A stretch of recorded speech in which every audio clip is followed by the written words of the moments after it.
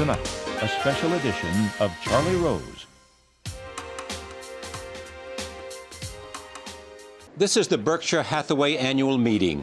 20,000 people come from all over the world to Omaha, Nebraska for a weekend of fun, shopping, and to see their hero in person. Warren Buffett! Everybody see my gal. Now if you run into 5'2", covered with fur, and rings all in the face, you bet your life it isn't her. Oh, could she love, could she woo, could she do? Has anybody seen my gal?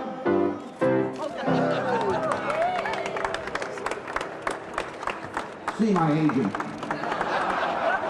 They even get to see a movie about him. It all began with a key strategic alliance, a merger 100 years ago between Microsoft, Walmart, and Starbucks. Micro Wallbucks.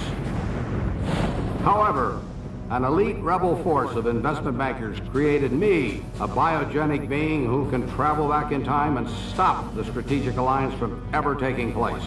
I am the Warrenator.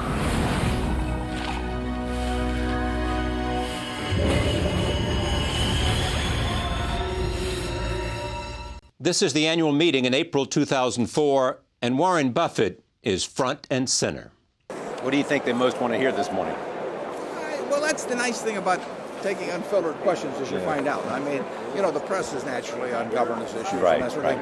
But in the end, you know, we'll end up talking about what shareholders want to talk about. Yeah. And it is a kind of weather vane of where they are in terms of what their concerns are. And yeah, we'll get 50 or 60 questions by the end of by 3:30 this afternoon. And interestingly enough, every question almost comes from somebody outside of Omaha. The Omaha people they seem to defer to the out of town. But we'll find out what's on their mind.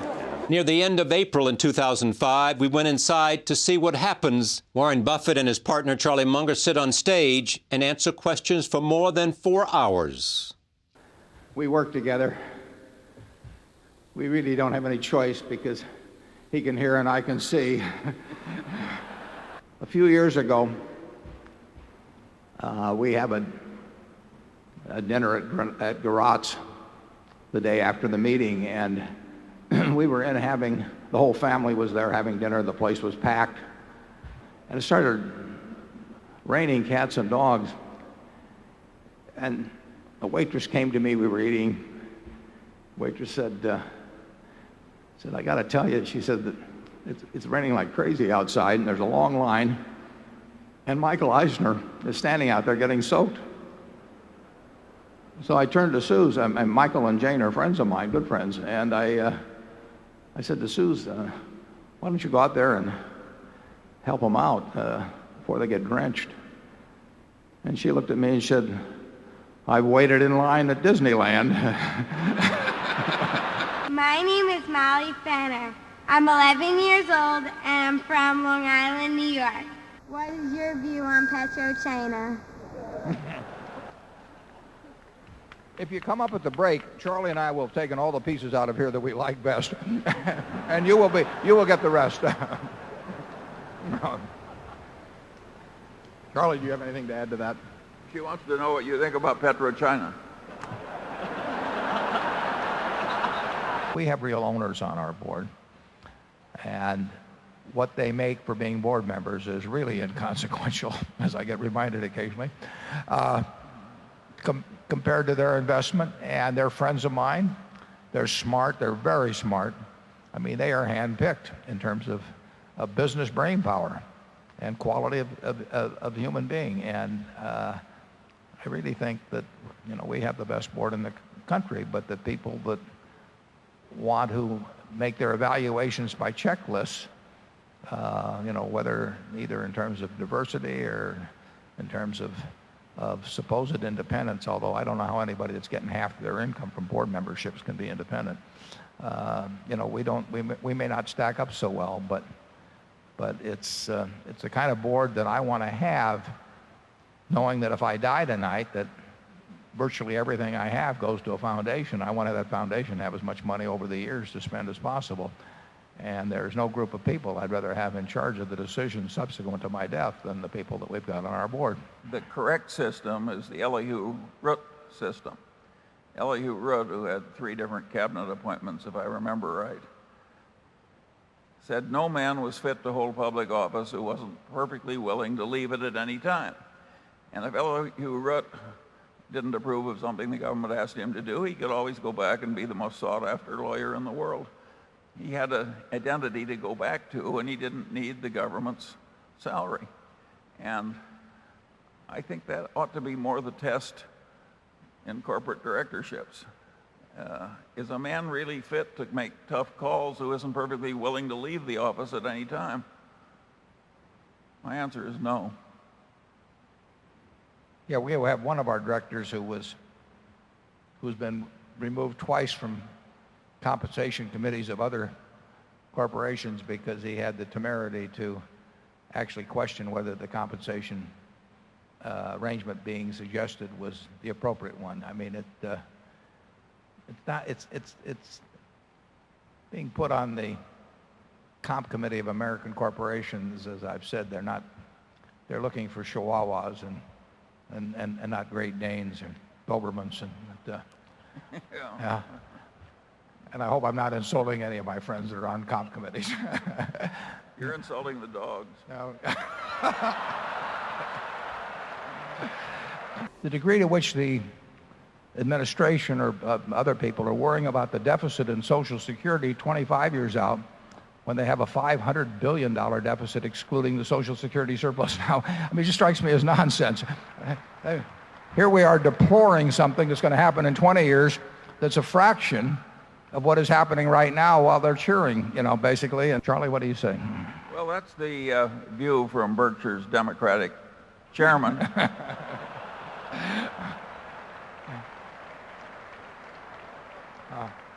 And the odd part of Berkshire on this issue is that the right-wing Republican who is speaking feels more strongly than Warren that the Republicans are out of their cotton-picking minds to be taking on this issue right now.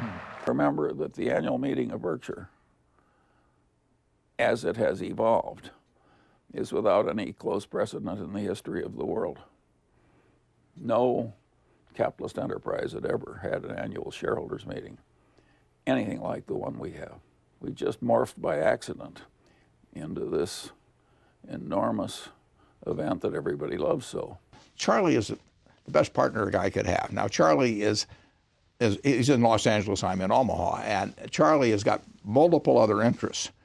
But any time on anything important that I want to have the world's best brain working on, and he can usually get the answer in about 15 seconds, I can pick him up and talk to him about it. He understands everything about me. He understands everything about Berkshire. He doesn't spend all day thinking about it like I do. He's got plenty of other things he does.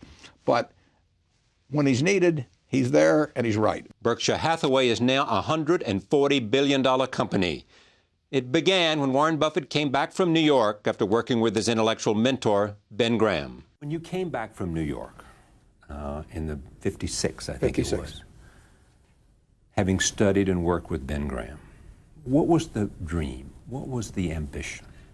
Well, it was kind of disgustingly low. I didn't know what I was going to do. I had about $150,000 at that time, and I felt, if I earned 10% on it, that'd be $15,000 a year, and I could live big on that at the time. I was interested in reading and taking courses at the university. I took my father-in-law's course in psychology, and I thought I might go to law school. I knew there were a whole bunch of subjects I wanted to read about. And then I sort of stumbled into this partnership a few months later because 7 members of the family said, we want you to handle our investments, and I didn't want to do it one at a time or tell them what I was doing. So I put the 7 together in a partnership that had $105,100 in it. You can guess who the $100 was. Yes, I know. and I thought that was it. And a few months later, a fellow named Homer Dodge, who had been a stockholder of Graham Newman, came out, saw me in Omaha, and he said Graham Newman was liquidating, and he said he'd asked Ben where to put his money, and Ben said maybe Warren would be a good choice. So he joined me for, I think, about $100,000 at the time. And then 4 months later, some fellow in Omaha that read the legal notice, actually, a friend of mine called me up, said, "What are you doing?" And I told him, and he did it. So yeah, I just kind of stumbled along. You kind of stumble along. Yeah. All of a sudden, you have a partnership, Right. and you're making money. And I couldn't sell Keo now, understand? But the partnership did well, and part of the partnership was buying what looked like cheap stocks. Berkshire Hathaway looked like a cheap stock. It was a terrible business. What was your ambition then? Now you have a vehicle. Yeah. Well, I started out by thinking I was a textile expert, but, I was disabused of that notion fairly fast. I really did. I thought,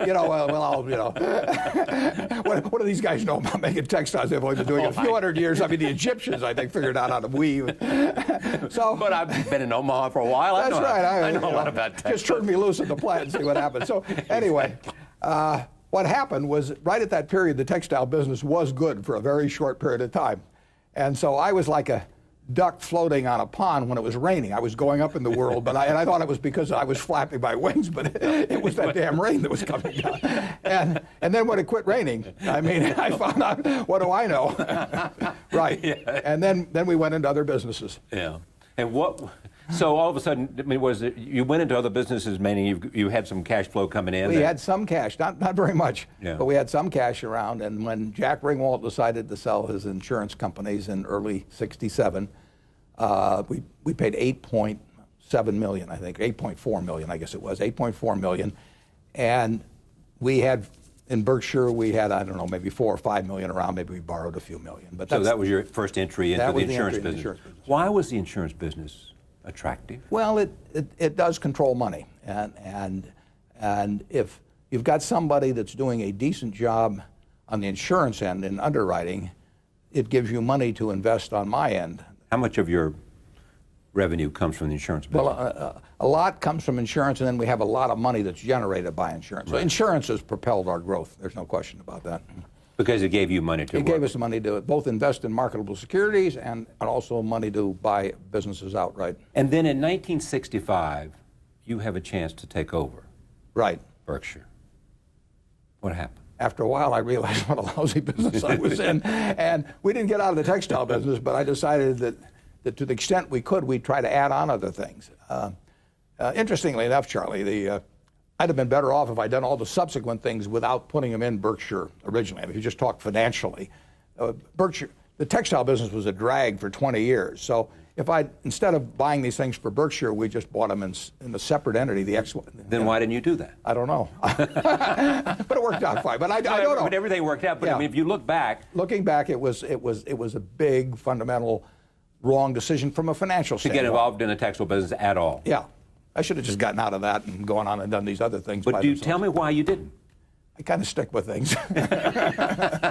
It's that. Yeah, I really do. I mean, it's just my personality. You know, I mean, I'm driving a car after 8 years. I'm living in the same house after 47 years. Your net worth about that time was about $6 or $7 million.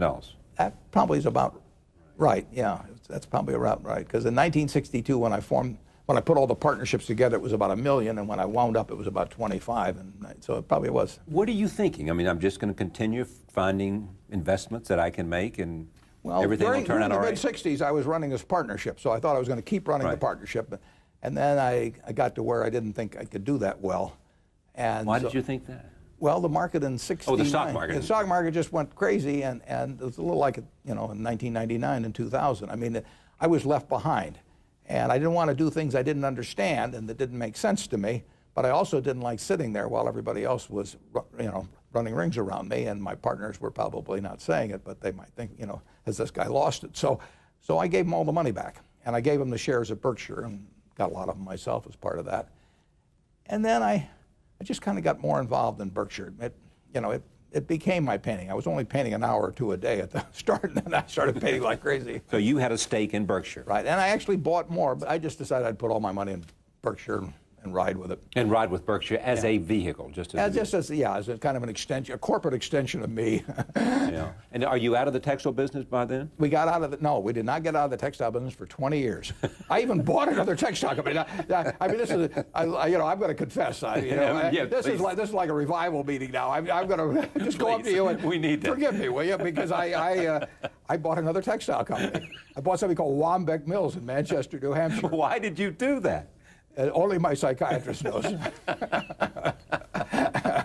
I thought I was going to solve something by doing it. I mean, I Solve something? Well, I mean, I thought that these two put together would do better. Some crazy thing. I mean, I did it myself too. No management consultant told me to do it. So it was about 85. I mean, 20 years later, before we got out of the textile business. So I said it's a little bit like watching a parade with all these other textile companies, and you stand up on your tiptoes, and then everybody else stands up on their tiptoes to it, and all that you don't see any better, and your legs hurt. And that's what happened with textiles. In 1973, which may be your first run at the Washington Post, you began to buy shares. Yeah. How did you come to the conclusion? I'd looked at the prospectus in 1971 when Charlie and I first met Kay Graham one time, and they were going public right at the time of the Pentagon Papers. And then in 1973, the stock got very cheap because their television licenses were under challenge by B.B. Rebozo, Nixon's friend, and the stock went from, I think, like 38 to 16 or so in a very short period of time. And when it got down to around 20, just in a few blocks, we bought almost 10% of the company, and that now is about 18% because they've repurchased shares. When it got to about 20, that meant the whole Washington Post company, it had 4,800,000 shares out. The whole Washington Post company was selling for $100 million. Now they owned the Washington Post, they owned Newsweek, they owned 4 big network television stations, including CBS in Washington, D.C. and all of that. Jacksonville, Florida. I mean, everything, and they didn't owe any money.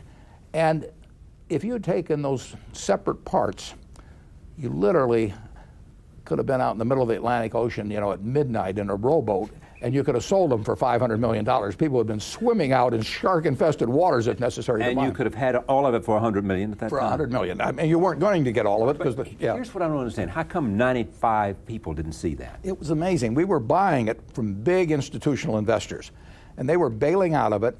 And if you'd asked any one of them what the pieces were worth, they would have said something close to what I would say, but they thought the stock was going to go down. So what, And the stock did go down. In fact, after we bought it, it went down a little more. So what? Warren Buffett believes that I'm not looking at the price of the stock. I'm looking at the value of the business. I'm looking at the properties, and I'm looking at the Graham family. I mean, that stock we paid about $10 million for is probably worth $1.5 billion or more today. And they haven't $10 million, and it's worth $1.5 billion. And they have not struck oil. They have not invented a cure for cancer. They've just taken those properties and kept doing reasonably intelligent things, and sometimes very intelligent things, with the money generated by it, and they've developed the properties they've had, and they've been terrific stewards of the money. But there's no miracles involved. Warren bought into the company without my knowing him. That's why I say luck really plays a role in people's lives. It just does. A lot of people said stiff arm him, he's buying too much stock. He means you no good. And my native instinct was, let's take a look. Let's see what he's like. And everything I learned about him was very good. So I asked him to come and take a look at the company in which he'd just bought these shares. He had to write me a letter when he owned 5% of the company saying, "Dear Mrs. Graham, I've just bought 5% of your company, and I mean you no harm. And I think it's a great company, and I know it's Graham owned and Graham run, and that's fine with me." And so I got to know him, and I thought, whoa, this guy's really terrific. So after he joined our board, he used to come to board meetings with about 20 annual reports, and he would take me through these annual reports. I mean, it was like going to business school with Warren Buffett. Couldn't have a better teacher. No, it was wonderful. Kay Graham told me that when she met you, she'd never even understood how to read an annual report, that's what you brought to her, some sense of helping her come to grips with the idea of making business decisions. Kay was very, very smart, but she thought, because this had been pushed into her by her mother and her husband to some extent in the past, she thought only males who had been to business school could run businesses. I mean, she had the intellect, but she didn't have the confidence.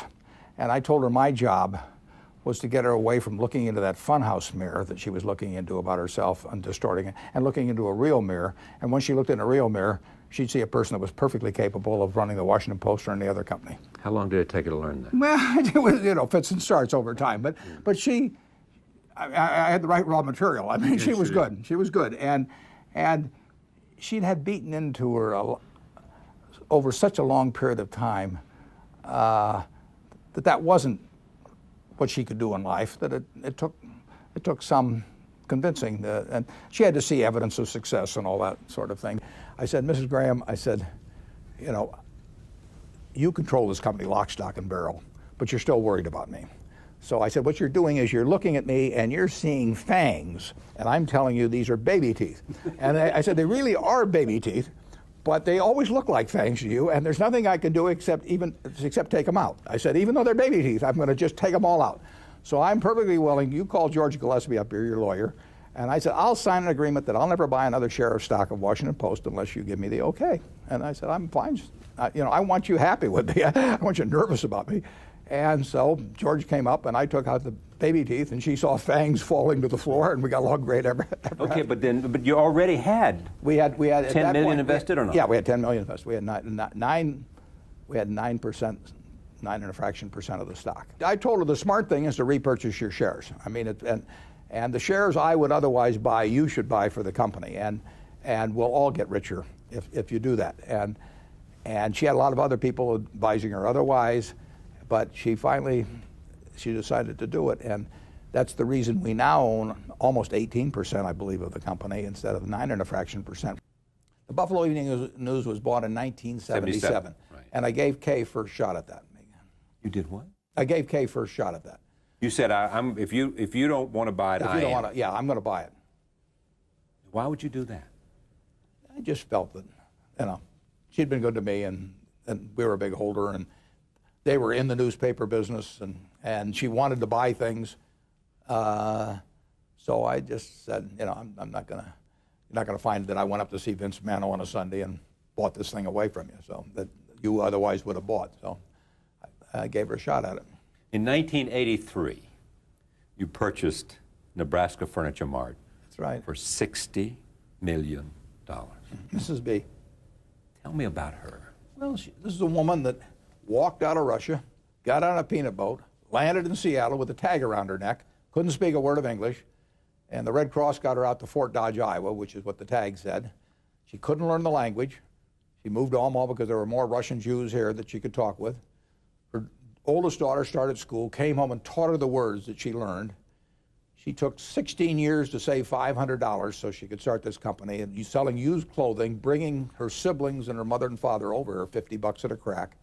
And in 1937, took $500 and went into business and competed against all these people who had all kinds of advantages over her in every way, and she killed them. And she killed them? Yeah. And how was she able to kill them? She cared about it. She was smart. She knew the limitations of her knowledge, and she was confident within her circle of competence. She didn't get outside of it, and she took care of her customer. She sold sheep, and it took her a long time, but she built the largest home furnishing store in the country in a town like Omaha with 700,000 people. So how did you come to buy it? Well, I was in love with this operation. I mean, that's my kind of woman. I bought it when she was 89. She worked till 103. There was a period there where she left for a couple of years. If you went over to Mrs. B's house, as I did, and very nice house, and you go in, and on her sofa, her lamps, her bed, there'd be little green tags hanging down because it made her feel like she was in the store. I mean, this is a remarkable, remarkable woman, and the punchline, Charlie, is she couldn't read or write. You know, and I think every business school in the United States ought to study her. I mean, what would they learn? They would learn the essence of business. They would learn that taking care of your customer is what it's all about, taking care of, and by that I mean giving them good deals, you know, which nobody would touch, and she, and working like crazy. I mean, she was there day after day after day, and she had a passion for it. And the truth is, if you took the Fortune 500 CEOs, and I gave you first draft pick on 10 of them, and I'd put them in competition with Mrs. B, she'd win. No doubt. She'd win. Yeah. Michael Eisner was here, and I told him the story. He loved it. And Michael wanted to get the movie rights, and Michael could be very persuasive, but I saw him stand there with Mrs. B's daughter, the same daughter I referred to earlier, you know, who at that time was probably close to 80 or so, And Francis is this tall and Michael's that tall. And Francis is saying, my mother wants a piece of everything. When you hear an 80-year-old say that her mother wants a piece of everything, I mean. That's great. So Mrs. B wanted them, whatever they were going to do, she wanted a piece of the action herself. Yeah, if they were going to make Mrs. B dolls, she wanted on a piece of it. And they didn't teach that in any business school to her. She picked that up that's from, right. That's exactly from understanding ownership was everything. She understood business. And she understood people awfully well, too. In 1988, you started buying Coca-Cola. How come? I don't remember exactly. Probably read their annual report. I probably read the 1987 annual report, and I've watched it some. But there just comes a point. There's a tipping point, in terms of knowledge you've accumulated over a period of time, price changes in the stock, which had gone down some. They were heavy repurchases of their own stock. Roberto and Don were doing a terrific job. Nothing bad was going to happen to Coca-Cola, so I started buying. Most of it in that period from the middle of 88 to early 89, but then a little further on. But we put overall about $1 billion into it, and it's probably worth about $8 billion now. And you have no intent to sell? No. You have said, though, that during the bubble, it got overpriced.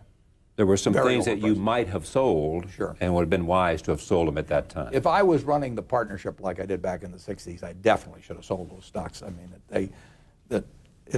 stocks went crazy. But you do not today look back and say, I should have sold Coca-Cola when the bubble was there, because it wasn't me. I mean, I wouldn't, I knew it was selling at a very fancy price, and I even wrote about it, and same way with Gillette. But I don't do that very often. I'm not saying I wouldn't ever do it. I mean, if we went into the wildest speculative orgy in history, and some of these things went crazy, maybe I would sell some. But it's not it goes against the grain. For one thing, wonderful businesses are not that common. And if you get a big position in a wonderful business, not a bad thing. What is the single best investment on a large scale that you have made? Geico twice in my life. 3 times in my life has been a good investment. I mean, it was a good investment when I was really 20 years of age, and when I bought, I put 3/4 of my net worth in Geico when my net worth was like $10,000, and that caused my net worth probably to double or something like that, and that was great at the time. In 1976, the company got in trouble, and we bought what turned out to be half of the company for like $40 million. And then in 1995 or so, we bought the other half for $2 billion, and that was a good deal. So it's been a triple play. Help me understand this. You're sitting with more than $40 billion, essentially in cash. Right. You could buy some big businesses, I would assume, for $40 billion. Right. But you don't see any at a price that you want to own. That's right. And when I look at the deals that have been made in the last year, there's not one I'm envious of. So, I mean, it isn't like we missed them. I mean, it may turn out that I should have bought one of them, but I mean, there's none that I feel, gee, I wish I'd bought that last year. But I hope I buy one tomorrow. I know, but I mean, there's nothing. I mean, you don't look at General Motors and say. I look at General Motors. General Motors is selling for about $15 billion now. There's 500 million shares, 28 or 29, something like that. And the whole General Motors company, $15 billion. And of course, that was the most powerful company in the world, back when I was a kid. So and you could have it in a second. Well, I don't know about that, but I certainly can buy. I can buy plenty of. What don't you know about that? I mean, buying the whole company is a different story. How much is the whole company? The whole company would cost $15 billion, about 100% of the stock. Yeah. So why couldn't you pay $15 billion and get General Motors? Well, they might not like me doing it and some other things. Sure. I understand. But nevertheless, I could buy a lot of stock at a valuation of $15 billion. And you think it's a good buy today? I think it's too tough to figure. Too tough to figure? Yeah. It is a company that sells 25% of all the vehicles in the United States and 1/7 of all the vehicles in the world, and employs hundreds of thousands of people, but it's got some terrible obligations outstanding. Like Fiat, or that's what they took care of? Probably, yeah. But the Fiat deal they solved for $2 billion. Right. But still $2 billion Things out the like door. That, yeah. But the big problem was that they really entered into contracts with the UAW that were based on the economics of market dominance, and they don't have market dominance anymore, but they still got the contracts. And I don't blame the UAW. I mean, you know, it was a free will negotiation, but they signed up. I think they're paying like 2.5 people that don't work for every person that works, or something like that, you know, in terms of retirement and health care, and that gets to be crushing if you're competing with people that don't have the same obligations. You've looked at this closely. Well, I look at all the things. When you read 8 hours a day, yeah, right. You have a chance to cover a lot of.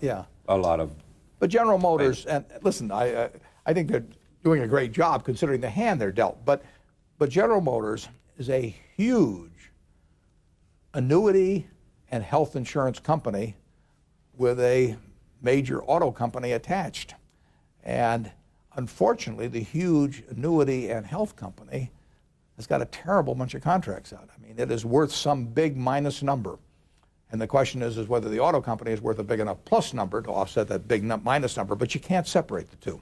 And you can't figure it out? Well, I can figure it out. No, but you can't what? Well, in the end, I can't come to a conclusion that it's obvious that. Well, that's what I mean. You can't come to a conclusion. Right. Because you don't have all the facts, or because no, I got the facts. What don't you know?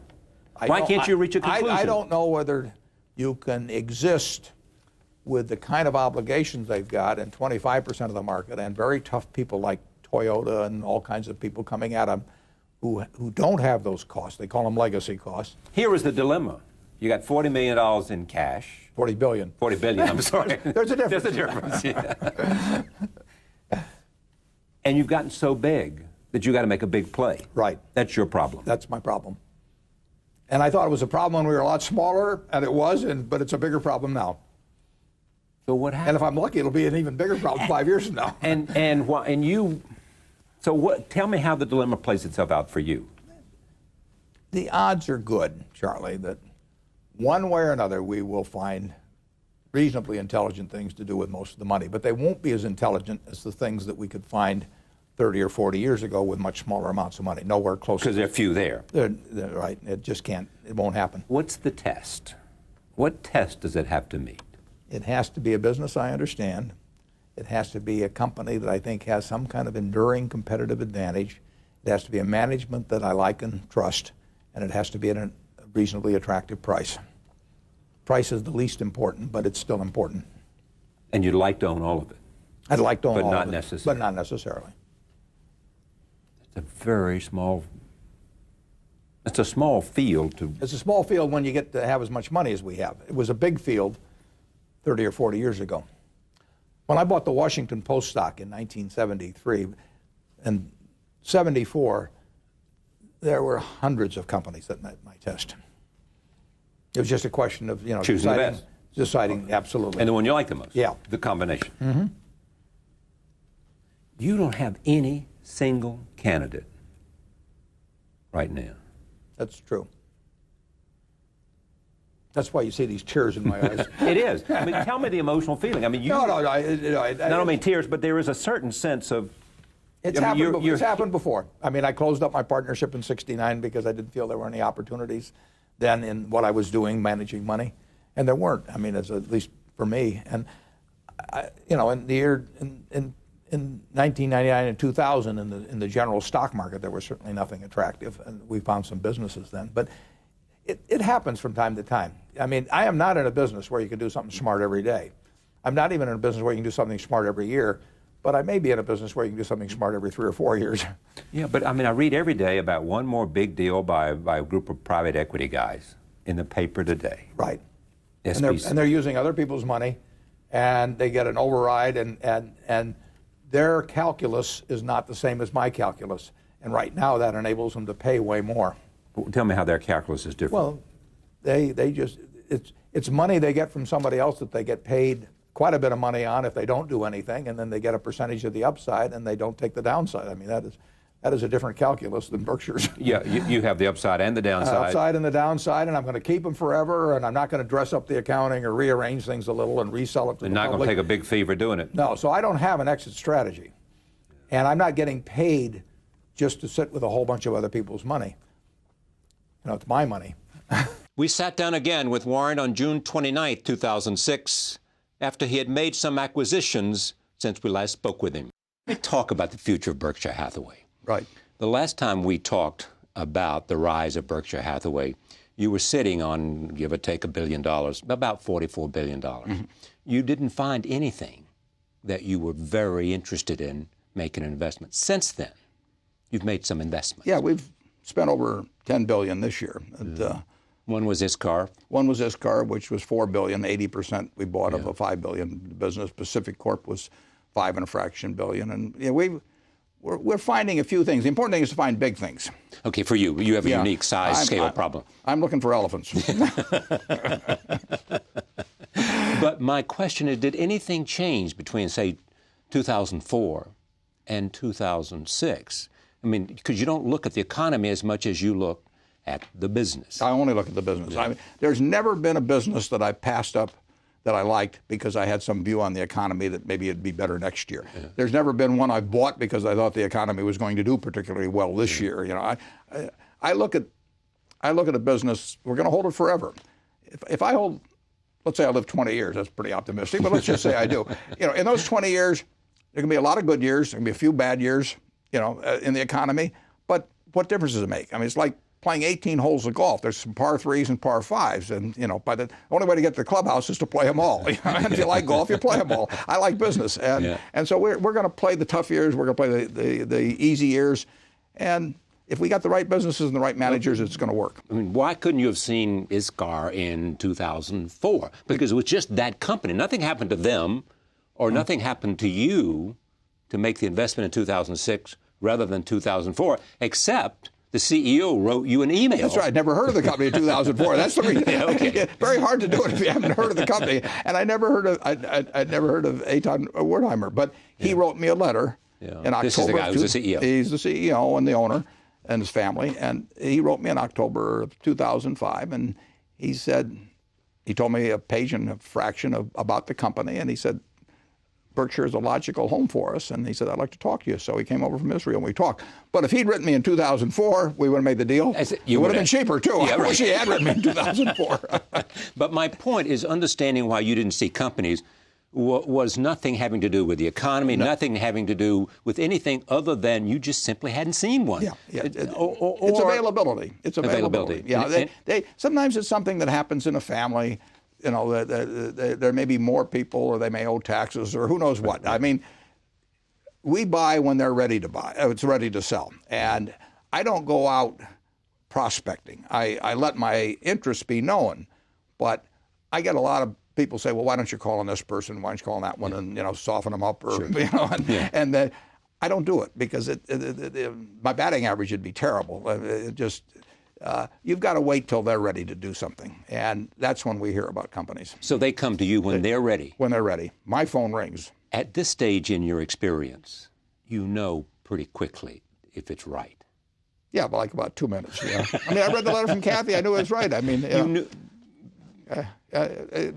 you can tell. Have you ever met girls, Charlie, that you knew it was right? I mean, I don't want to get personal, but there's some, and you know that other people would like them, sure, but it's just not for you. They're just not for you. Yeah, I know. They're just not exactly. for you. But that has to do with, I mean, you can see the numbers immediately. You got to make an evaluation of the management. How can you do that so quick? You just have, at this time in your life, it's an instinctive knowledge. Yeah, it's not going to always be right, but it's usually going to be right. One more time for the criteria. It is, in terms of an earnings, that we're looking for $75 million pre-tax. Plus $75 million. You're looking at management. You're looking at a simple business, one I can understand, which really means simple. And we're looking for management in place, and we're looking for a seller that knows the price he wants for his business. The seller must know the price. Is it a hard negotiation, or is it pretty quick? I mean, they know what. It's very quick because they know that. I mean, if I like the price and if it meets the test, I can say yes very fast. I mean, it doesn't take any time really, Charlie. Now, there's others. If I spent 2 years on them, I wouldn't know the answer at the end of 2 years. But I do know the difference between the ones that take 2 years and the ones that take 2 minutes. And you like the ones that take 2 minutes. Yeah. And you don't go to some investment bank to do the due diligence. No. If I need them. You know, I need a doctor maybe to tell me about my health, but if I need them to tell me about a business, you know, they ought to be running Berkshire. I did not take money from 400,000 people to essentially start farming it out and say, well, I lost your money, but this guy, I thought he was good. It just happened he was wrong. It's my job to know what I'm doing. And if I don't know what I'm doing, I don't do it. Well, we've established that you know what you're doing. No, not always. Coca-Cola is one example. The value of your holdings gone down by about $8 billion, haven't they? You hit it right on the button. Let's keep this quiet, though. I mean, do you ever say, man, what am I doing here? My commitment to the end is... No, I looking back, I made a mistake by not selling Coca-Cola. You could have sold it at the time, $3 or 4 years ago, or right? something. Yeah, but no, I don't look back on things. Yeah. Okay, but let me just stay with that idea. Yeah. So you look back and you say, when it was $80 a share, I should have sold it because that was at its top, say, or close to its top, and 50 plus times earnings. Right. Yeah. 50 times earnings. But it's not in your blood to want to sell. No, but I do sell marketable securities sometimes. Okay, I don't sell businesses. Right. But I do sell marketable securities. Sure, and this is a marketable security. That was a marketable security. As is American Express, as is... Yeah, but I don't sell See's Candy or the Buffalo News. Oh, sure. Yeah, I don't sell businesses.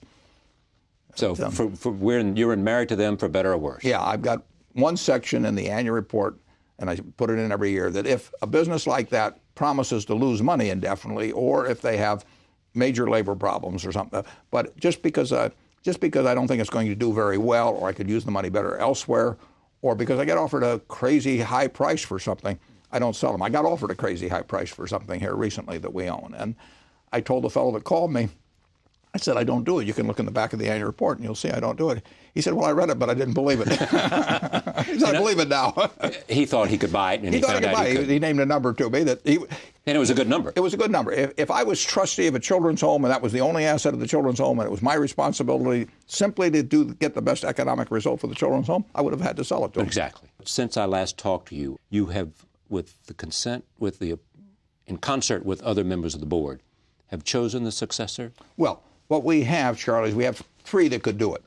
And every meeting of the board, we don't have very many meetings, but every meeting of the board, that's the subject. And the question is, if something happens to me that night, who do they put in charge? So they always go away knowing what they would do the next day. Now, there may be a pool of 3, but we have settled on one at any time. And so if something happened to me tonight, tomorrow morning, the board of directors of Berkshire would convene, and they would know exactly who they were going to put in charge. You will run Berkshire as long as? As long as I keep my marbles.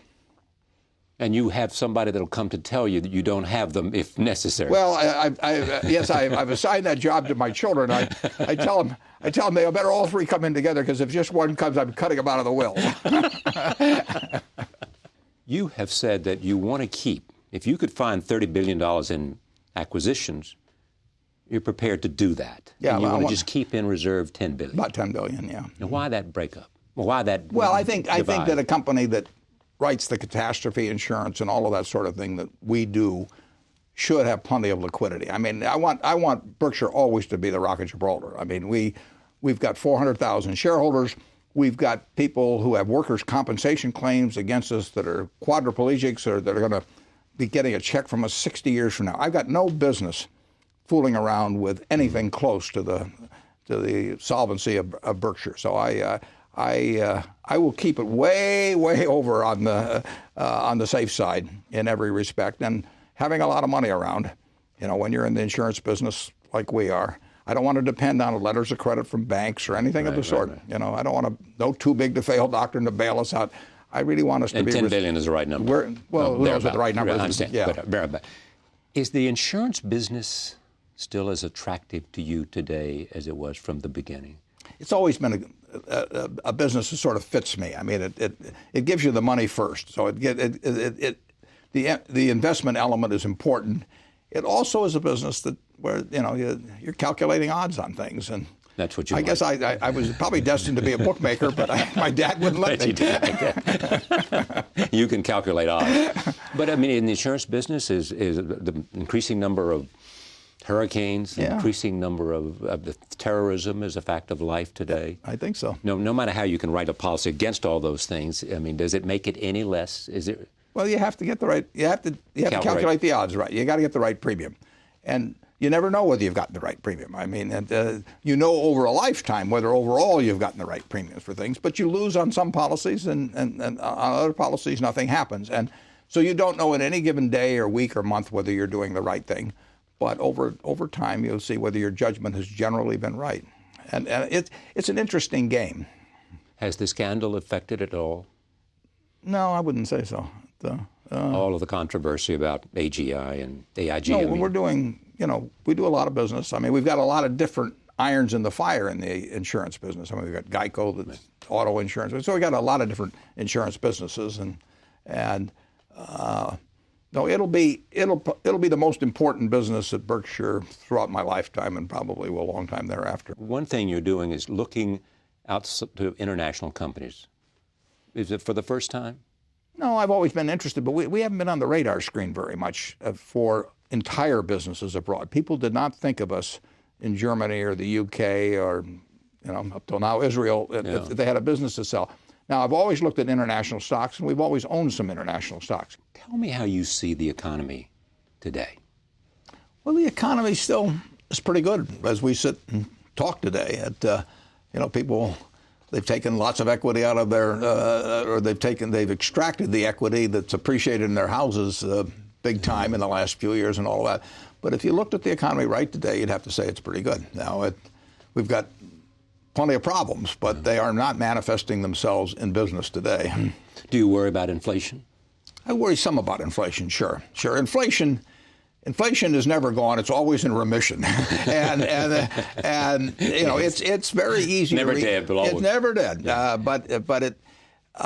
And it's something that is man-made and governments can create, and it oftentimes seems preferable to some alternative that's in the here and now. So you have to worry about, anytime you have governments, you have to worry about inflation. And what about oil prices? Well, I'm no good on oil prices. I mean, we're using 84 million barrels a day or so in the world of oil, and if something disrupts 3 or 4 million barrels a day of supply, like something happening in Iran, perhaps, the marginal barrel will go crazy. We're on the edge. Yeah, we've got less reserve capacity by far than we had 15 or 20 years ago. When you think about the dollar, I think the dollar over time will go down because I think we're following policies that, in connection with trade, that will cause the dollar. I don't know whether it'll be in 6 months, 6 years, 10 years, but the policies we're following as a country will cause the dollar, in my view, to decline. Primarily our trade deficit. Our trade deficit, right? And the flip side of our trade deficit is when we consume more than we produce, we have to trade the rest of the world something for that, and we give them our assets. We give them IOUs of the government. We give them dollars initially, and then they can convert those into other assets in this country. So we are trading away assets in order to overconsume. As you said to me earlier, we're giving away pieces of the farm. Yeah, we'll give away pieces of the farm. We want to consume more than we produce, and so we trade away a little bit of the farm. And we've got such a big farm. I mean, it's this is one prosperous country, but we can trade away. We don't see it day by day, but it adds up, and it has consequences. More severe to you than the fiscal deficit. That's true. Yeah, our national debt in relation to GDP is not extraordinary. I mean, we've had plenty of times in the past when it's been higher, particularly after World War II. And I don't like it when it keeps going up as a percentage of GDP. But a very rich country can stand more debt than a poorer country, and we can handle a lot more debt than in the past. Now, as that debt gets to be more and more owned by the rest of the world because of the trade deficit, it can cause problems down the line. But if you ask me whether I'd rather cure one or the other, I would rather largely cure the trade deficit. Do you accept the argument that countries like China are locked into this dance with us because they need our market, so they're unlikely to dump American securities? Oh, yeah.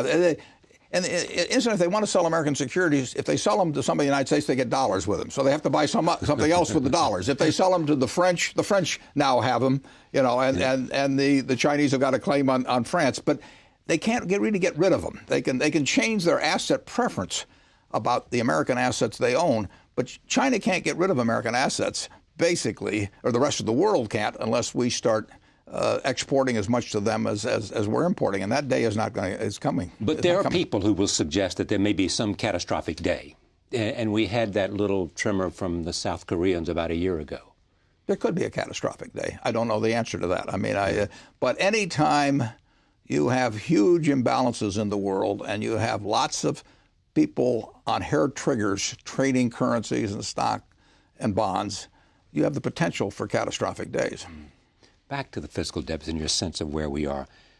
A lot of people look at the budget that they see today, and they look 10 years out, and they say with a baby boom generation coming in and Social Security and Medicare, that we are looking at a huge problem downstream, that either we got to raise taxes, cut spending, or change the age of the beneficiary. Yeah, we have to change the promises. I mean, a lot of what you see coming down the road as really large looming problems revolve around promises. And we won't, in my view, ever change the promise on Social Security.